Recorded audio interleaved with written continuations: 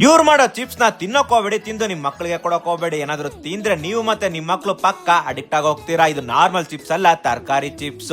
ಅದು ಕೂಡ ಎಣ್ಣೆಲ್ ಕರಿಯೋದಲ್ಲ, ಡಿಫ್ರೆಂಟ್. ಇದು ನಮ್ ಕರ್ನಾಟಕದ ಬ್ರ್ಯಾಂಡ್. ಯಾವ್ದಿದು ಅಂತ ಅಂದ್ರೆ ನಮಸ್ಕಾರ, ಶೇರ್ ಮಾಡೋರ್ಗೆ ಡಬಲ್ ನಮಸ್ಕಾರ. ನಾನು ನಿಮ್ಮ ಉಂಡಾಡಿ ಗುಂಡ. ಎಲ್ಲ ಕೆಲ್ಸಕ್ಕೋಸ್ಕರ ಬೇರೆ ಊರಿಗೆ ಹೋದ್ರೆ ಅವ್ರ ಸ್ವಂತ ಊರಲ್ಲಿ ಏನಾದ್ರು ಮಾಡ್ಬೇಕು ಅಂತ ಶೃಂಗೇರಿಲಿ ಚಿಪ್ಸ್ ಫ್ಯಾಕ್ಟ್ರಿನ ಓಪನ್ ಮಾಡಿದ್ರು. ಇದ್ರ ಹೆಸರು ಕಾರೆನ್ಸ್ ಫುಡ್ಸ್ ಪ್ರೈವೇಟ್ ಲಿಮಿಟೆಡ್ ಅಂತ. ಇಲ್ಲಿ ಎಲ್ಲಾ ತರದ ತರಕಾರಿ ಚಿಪ್ಸ್ ಗಳನ್ನ ಮಾಡ್ತಾರೆ. ಚಿಪ್ಸ್ ಅಂದ ತಕ್ಷಣ ಎಣ್ಣೆಲಿ ಕರೀತಾರೆ ಅಂತ ಅಲ್ಲ, ಇವರು ಸ್ಪೆಷಲ್ ಆಗಿ ವ್ಯಾಕ್ಯೂಮ್ ಫ್ರೈ ಟೆಕ್ನಾಲಜಿನ ಬಳಕೆ ಮಾಡಿ ಚಿಪ್ಸ್ ನ ಮಾಡ್ತಾರೆ. ಇದಕ್ಕೆ ಯಾವುದೇ ರೀತಿ ಕಲರ್ ಆಗ್ಲಿ ಶುಗರ್ ಆಗ್ಲಿ ಹಾಕಲ್ಲ. ಚಿಕ್ಕೋರಿಂದ ಹಿಡಿದು ದೊಡ್ಡೋರ್ವರ್ಗು ಧೈರ್ಯವಾಗಿ ತಿನ್ಬಹುದು. ಪ್ರಿಸರ್ವೇಟಿವ್ಸ್ ಇಲ್ಲ, ಎಲ್ಲ ಕೂಡ ನ್ಯಾಚುರಲ್. ISO ಮತ್ತೆ FSMO ಇಂದ ಸರ್ಟಿಫೈಡ್ ಕೂಡ ಆಗಿದೆ. ಹಾಗೆ ಇವ್ರಿಗೆ ಬೇಕಾಗಿ ತರಕಾರಿಗಳನ್ನ ಡೈರೆಕ್ಟ್ ಆಗಿ ರೈತರಿಂದಾನೇ ತಗೋತಾರೆ. ಶೃಂಗೇರಿಲಿ ಫ್ಯಾಕ್ಟರಿ ಇರೋದ್ರಿಂದ ಲೋಕಲ್ ಅಲ್ಲಿ ಇರೋ ಜನಕ್ಕೆ ಇಲ್ಲಿ ಕೆಲಸ ಕೂಡ ಸಿಕ್ಕಿದೆ. ನಾನು ಕೂಡ ಕೆಲವೊಂದು ಚಿಪ್ಸ್ ಗಳನ್ನ ಟ್ರೈ ಮಾಡಿದೆ. ಅಳಸ್ನನ್ನು, ಬೆಂಡೆಕಾಯಿ, ಈರುಳ್ಳಿ, ಗೆಣಸು, ಬೀಟ್ರೋಟ್, ಬೆಳ್ಳುಳ್ಳಿ, ಒಟ್ನಲ್ಲಿ ಟ್ರೈ ಮಾಡಿದ್ ಎಲ್ಲ ಕೂಡ ಅದ್ರ ಫ್ಲೇವರ್ ನ ಬಿಟ್ಕೊಂಡಿಲ್ಲ. ನ್ಯಾಚುರಲ್ ಆಗಿ ಹಿಂಗಿತ್ತು ಹಂಗೇನೆ ಇತ್ತು.